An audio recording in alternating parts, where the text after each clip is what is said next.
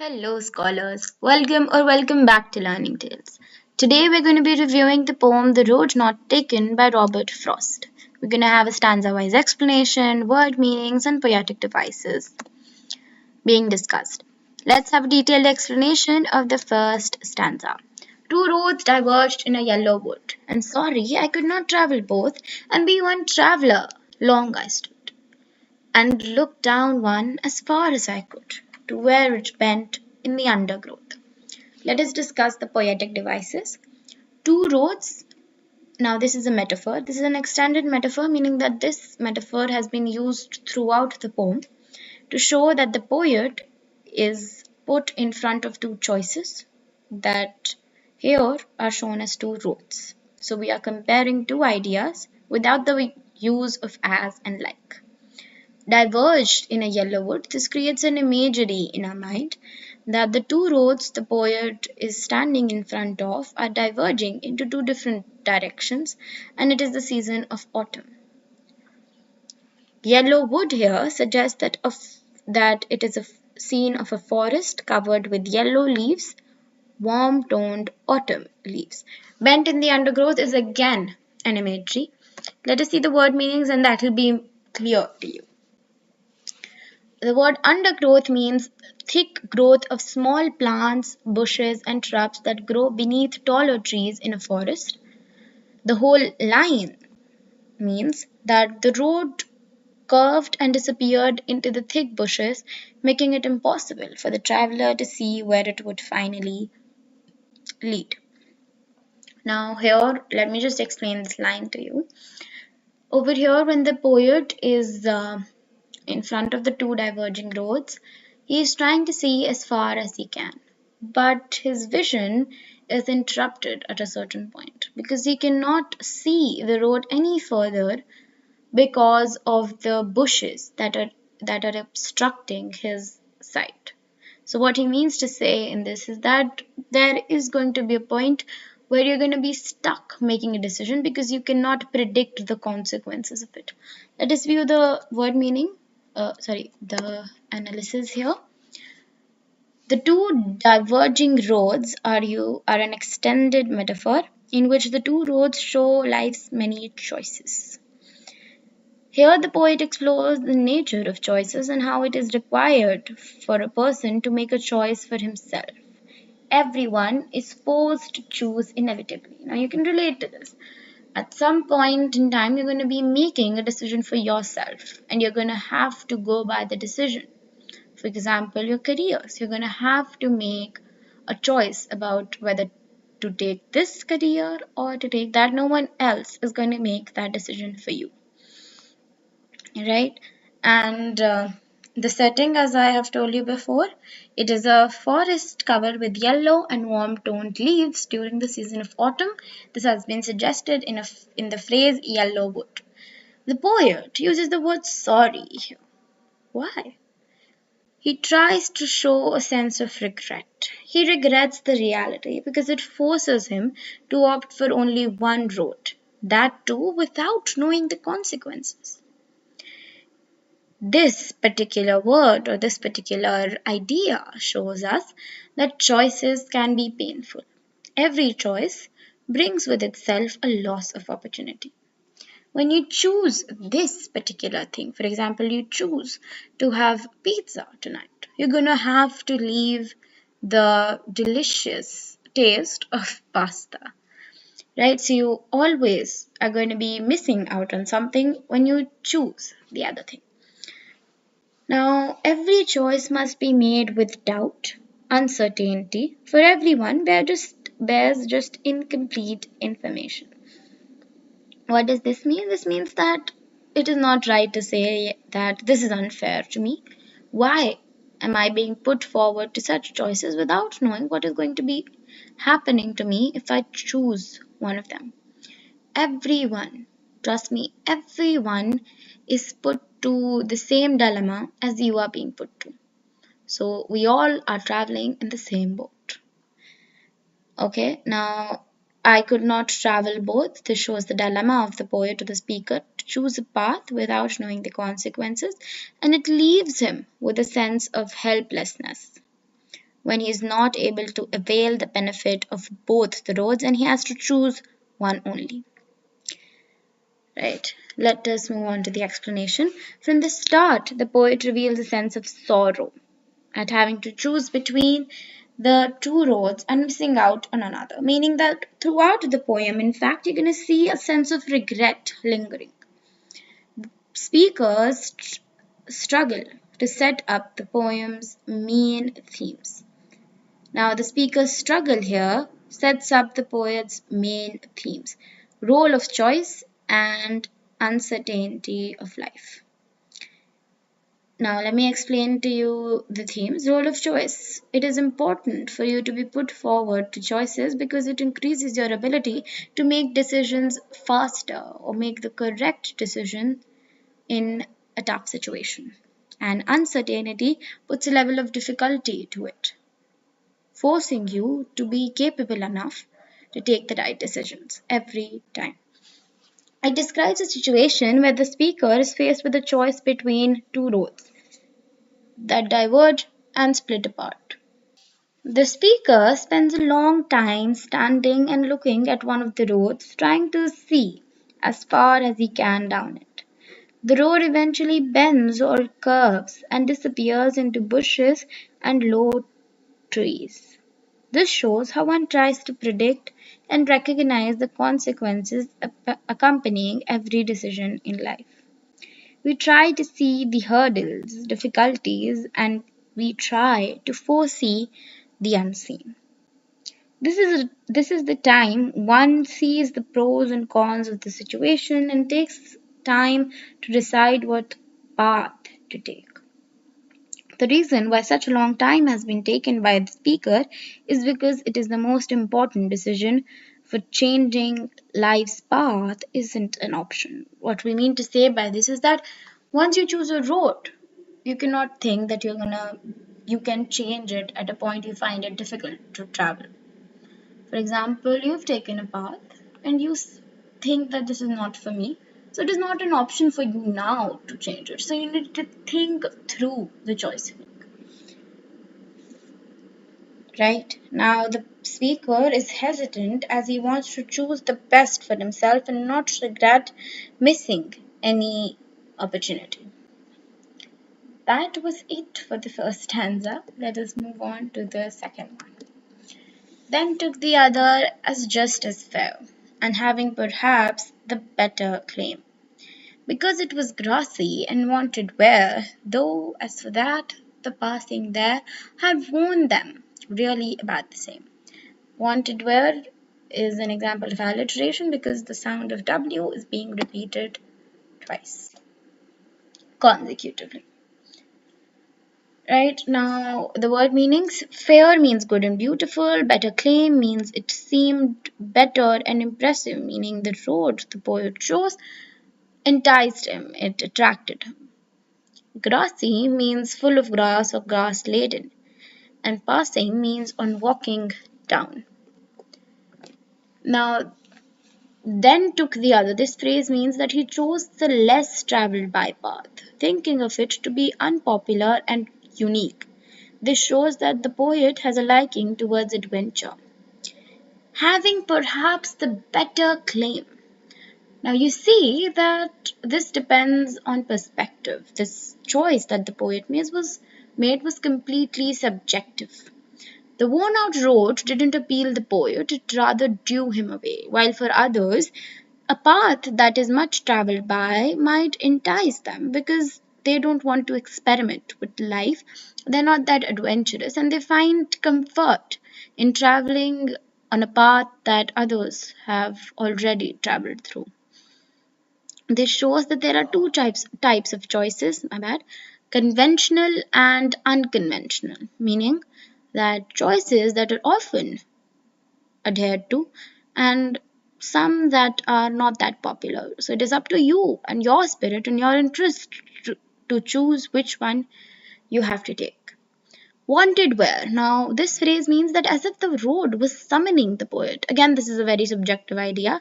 As if the road was not chosen by many and it was calling for the poet to walk, for him to walk upon it. Right now, the speaker, when deciding which path he should opt for, he chooses the less worn and grassy path, as it was less traveled by. He says that the other road seemed just as appealing, yet he felt that the less worn one would be the best option for him as it soothed or assisted his adventurous spirit. He wishes to be unique and take the unconventional path, for it seemed enticing to him. After walking some distance on the road, the speaker realized that both the paths were actually the same and had been worn out about the same. This shows that whatever decisions we take or choices we make, each would have some advantages and some disadvantages. So we need to respect our choices and be ready for the challenges that our choices are going to accompany, because every choice is going to bear some consequences. The poet explores the concept of a person's tendency to rethink on decisions that have already been taken, and how a person yearns for do overs, meaning how a person yearns for a choice, for another do over, meaning for another chance to choose, right? And he does not, and a person would never want to miss an opportunity. The poet has deliberated on this point again and again in this stanza, that why would a person want to choose a path and still think about the one not taken by him? That is quite the reason why he chose the title for the poem. He could have named the poem The Road Taken, but he named the poem as The Road Not Taken. We're going to be taking a minute and discussing the title once again, so let's wait for that. So now let us move on to stanza 3. This is the second last stanza. And both that morning equally lay in leaves no step had trodden black. Oh, I kept the first one for another day, yet knowing how way leads on to way, I doubted if I should ever come back. Here visual imagery has been used in the phrase leaves no step had trodden black. Now this phrase, let me tell you, means that since the poet had been on that path or had chosen that path, it didn't seem that anyone traveled on it since then. Trodden black, this means that no step was taken, because often steps leave an imprint behind them. They leave the green grass with a black imprint. So let us see the idea behind the phrase kept the first for another day. This is a very important question. It comes a lot. Now he wants to convey that whichever path he chooses is going to be the path he would adhere by, but he also wishes deep inside his heart that he gets an opportunity to travel the other one. So he said in a jolly way that he kept the first one for another day. But along with the fantasy he wants, he also realizes that this might not be possible for him, because life might not give him the choice or the time to choose the other one or to travel the one he did not choose. So now this also shows that the speaker has a desire to do everything. He wants to know the best for him. This also reveals a sense of insecurity he has for missed opportunities, which is natural for human beings. Let us see the explanation for this stanza. In the morning, when the speaker looked back, he found that both roads were equally untouched. The speaker then reveals his regret for not being able to pursue the path he did not choose. When he checked again, he saw that the leaves were still as green as they were before, showing that no one had walked there since. The speaker acknowledges that he had intended to come back and explore the other path on a different day, but recognizes that life is unpredictable and doubts that he may not have the opportunity to do so, meaning to travel the path he left behind. The phrase way leads on to another way, or the phrase the way leads on to way, suggests that once a choice is made, it can have a ripple effect on future decisions and lead the speaker down a completely different path than he thought he chose. Every path one takes has unexpected outcomes. So that was it for the third stanza. Let us move on to the fourth one. I shall be telling this with a sigh somewhere ages and ages hence. Two roads diverged in a wood, and I took the one less travelled by. And that has made all the difference. So the word sigh here means a deep breath expressing an emotion which could either be of regret or reflection. Ages and ages, this phrase suggests that a course of time has been traveled by someone, meaning after a very long time in the distant future. And this also has a poetic device being used, repetition. Ages and ages. Here, repetition has been used. You can also say that it is alliteration because the sound of A has been used consecutively thrice. Ages and ages. So, let us move on to the explanation. It is very difficult to say whether the road we have chosen will lead us to the desired end. I mean, like, if we would know, then what would be the excitement about? In these lines, the poet talks about the consequences of the choice he makes. The poet states that sometime in future he will remember the day he made this choice. He would be telling about his choice to his future generation with a sigh. Now he leaves it up to us to decide whether this sigh will be of relief or of regret. Relief of making the right choice or regret of making the wrong choice. Now you may want to decide this on the basis of his current status, that is, he is a very popular poet, and what would someone else want except of success?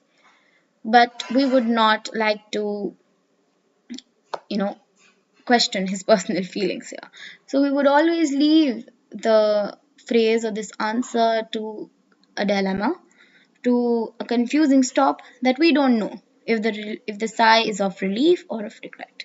He would then tell that from the two roads that went into the forest, he took the less traveled one, and the choice he made that day has a significant impact on his life. Now he knew that the choice he would make that day would have an impact on his life. He just did not know whether that impact is going to be positive or negative.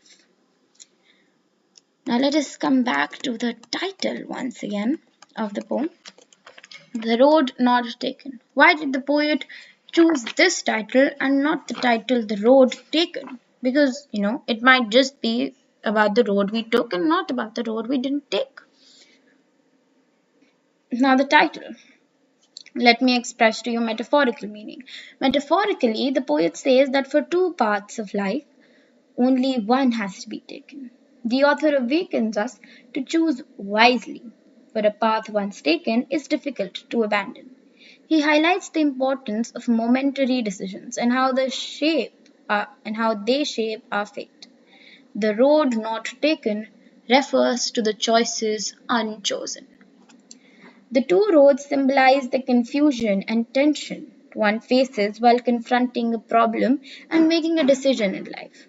Thus, being adventurous, he was tempted to take the road less travelled by, as it seemed to be less chosen, and it assisted his adventurous spirit. So, this shows that it is up to you to take the road you choose, and it is up to you to decide your own fate. This shows how important it is to know the reason of choosing a certain path, and you cannot just be left behind, or you cannot just be left choosing a path simply because you were influenced by its popularity. Now, that was all for the explanation of the poem. Thank you very much for watching this video. I hope you gained something from it, something valuable from this. Please comment your queries if you have in the comment section. I will try my best to assist. And like, share, and subscribe if you found this helpful. Thank you very much.